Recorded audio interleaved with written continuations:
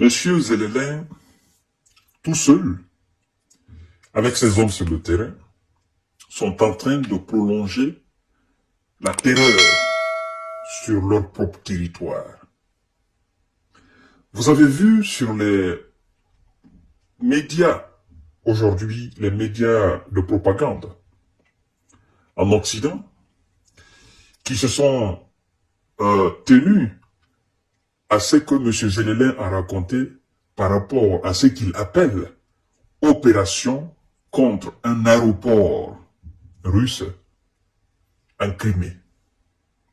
Vous voyez, il dit, nos hommes ont frappé un aéroport russe en Crimée. Il n'a pas dit, nos hommes ont frappé un aéroport ukrainien du territoire occupé par les Russes, la Crimée. Il a dit, nos hommes ont frappé un aéroport russe en Crimée. À partir du moment où tu dis, ils ont frappé un aéroport russe en Crimée, ben, ça veut dire que la Crimée est définitivement russe.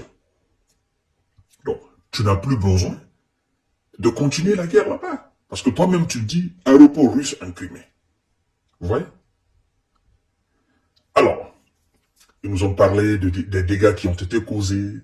Ils nous racontent même qu'il y a eu plus de 30 personnes qui auraient perdu la vie là-bas. Et puis, le dégât matériel qu'on n'en parle pas. Vous savez, je vais être clair envers vous. J'ai vu des médias comme LCI enflammer cela aujourd'hui. D'autres médias qui parlaient d'une opération réussie. Moi, ça me fait rire. Vous savez pourquoi ça me fait rire? En fait, toute opération de M. Zelensky et ses hommes contre les Russes sur le sol ukrainien, qui ne repousse pas les Russes du territoire ukrainien d'un iota, toute opération de l'armée occidentale, de l'armée ukrainienne, de l'armée des alliés au front, qui ne repousse pas les Russes du territoire ukrainien d'un iota, d'un centimètre carré, est une opération vaine, vouée à l'échec. Je ne sais pas si vous comprenez. Le but, dans les conditions normales, de l'armée de Zelensky n'est pas de commettre des attaques isolées et brandir cela comme un trophée. Le but initial de ces gens, c'est de chasser les Russes du territoire ukrainien. C'est de dérussifier l'Ukraine, comme ils aiment utiliser le terme dérussification de l'Ukraine. Maintenant, M. Zelensky, moi je vous pose la question aussi banalement. Ce que vous appelez frapper un aéroport russe en Crimée. Vous dites, ils ont fait ça la nuit dernière, n'est-ce pas? La question est simple. Qu'est-ce que ça a changé dans la donne? Qu'est-ce que ça a changé dans la donne? Est-ce que vous avez repoussé les Russes de la Crimée? Ou est-ce que la Crimée est encore russe à cet instant même où je suis en train d'enregistrer la vidéo? Est-ce que demain matin, la Crimée sera ukrainienne ou la Crimée sera russe? Est-ce que dans 2 ans, la Crimée sera toujours ukrainienne ou russe? C'est ça, moi, ma question. Il ne s'agit pas de monter des opérations de commando, des opérations clandestines pour aller porter un coup dur, comme vous aimez utiliser le coup dur, aller porter un coup dur. C'est pas ça le problème. Parce que la différence entre vous et l'armée russe, c'est que elle, quand elle fait des opérations, elle avance et vous-même vous confirmez son avancée, n'est-ce pas, sur le territoire. Vous-même vous affirmez, vous confirmez, vous admettez que la Russie avance. Maintenant, vous, vos actions militaires, vous avancez ou bien vous reculez. Parce que s'il s'agit d'aller frapper et de vendre cela aux médias, propagandistes pour qu'ils parlent, pour qu'ils disent que non, c'est la plus tragique opération que la Russie ait jamais enregistrée depuis le début des événements, ça n'a pas d'importance. Les médias vont en parler, ça va s'arrêter là-bas, sur les plateaux de télévision.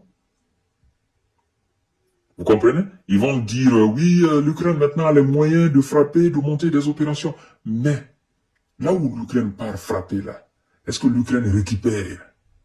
Est-ce que l'Ukraine chasse les Russes de là-bas? Ou bien l'Ukraine va seulement frapper et puis l'Ukraine retourne aussi en cachette? Dites-moi, quel est votre but?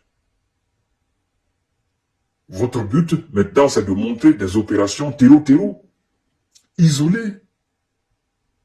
Ben, si c'est ça, c'est qu'il n'y a plus de guerre. Oui, il n'y a plus de guerre. On va vous donner les moyens de monter des petits groupes terreau-terreau et d'aller faire des attaques de par-ci, de par-là. Et puis, la Russie va continuer à dire que vous êtes en train de faire des attaques de terreau-terreau. Là, vous n'êtes plus une armée, et là, vous serez considéré naturellement comme un groupe de terreau, ou des groupes de terreau, qui attaquent isolement, voilà, en catimini, qui préparent, qui vont, voilà, s'attaquer à une foule, s'attaquer à une base militaire, s'attaquer à un aéroport, s'attaquer à un grand supermarché, et puis les médias occidentaux en parlent. Si ça c'est ce que vous voulez, ben vous continuez.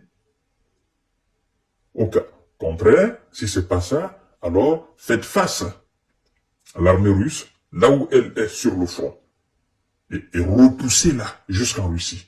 C'est ça l'objectif. C'est ça l'objectif. Même si, je vous dis, même si vous détruisez 100 avions militaires russes, 100 hélicoptères, 100 Sukhoi 35 dernière génération, 1000 chars russes en Crimée, si cela ne vous permet pas de repousser les Russes, vous aurez fait une opération vaine. Si cela ne vous permet pas de récupérer cette ville, vous aurez commis un acte terreau-terreau, vous aurez accompli une opération vaine, vide de sens. Parce que, si moi je dois attaquer ta voiture, ou je dois t'attaquer dans ta voiture, te faire quelque chose là-bas, et puis sortir de la voiture, aller chez moi, toujours la voiture te revient, ou tu me prends ma voiture, et puis je monte des opérations contre toi, dans ma propre voiture que tu as prise, et puis je retourne chez moi, je vais dire aux gens, c'est ce que je lui ai fait aujourd'hui dans ma voiture. Les gens se diront, ben écoutez, tu as fait cela, est-ce que tu as repris ta voiture? Non, je ne l'ai pas repris. Pourquoi alors? Ton objectif c'est quoi? C'est de reprendre ta voiture ou bien c'est de porter un coup dur à celui qui t'a pris ta voiture dans ta propre voiture? Non, mon objectif c'est de lui faire du mal dans ma voiture. C'est ça en fait. Oh, quand je vois les journalistes d'LCI, ça me fait beaucoup rire. Ils sont très contents comme ça. Oh, la Russie a enregistré. Oh, l'Ukraine a frappé, l'Ukraine a fait un coup dur. Ça me fait rire. Je me dis, mais vous racontez quoi même? Le coup dur, c'est de récupérer des villes. Si l'Ukraine avait frappé la Russie et récupéré des villes ou des villages, on se serait dit, ah oui, ils ont fait de très grandes opérations. Mais ils n'ont pas fait cela. C'est des opérations isolées. Et puis eux-mêmes, ils ont fui. Ils ont fait tardivement comme des voleurs. Après, ils ont fui. Est-ce qu'on peut dire que ça, c'est une armée, ça? Non. Pendant que vous dites, nous avons détruit des aéroports, nous avons détruit des munitions, nous avons détruit des armes, mais à la limite, c'est remplacé. Parce que vous oubliez que le stock, c'est en Russie. 24 heures sur 24, il y a des usines de fabrication là-bas. C'est ça, en fait, la différence entre vous. Bon, je crois que vous avez compris cette histoire de coup dur de l'Ukraine en Crimée. Et puis, M. Zelensky lui-même admet que la Crimée est dorénavant russe parce qu'il a dit un aéroport russe en Crimée. Donc, ça va. On laisse maintenant, la Crimée, c'est la Russie. Donc, toutes ces actions seront considérées par les Russes comme des groupes, comme des actions de terreau-terreau. Voilà un peu. Je vous souhaite une excellente nuit et partagez cette vidéo dans tous les groupes possibles. C'est ce sujet que j'ai voulu décortiquer avant de fermer les yeux. Merci beaucoup.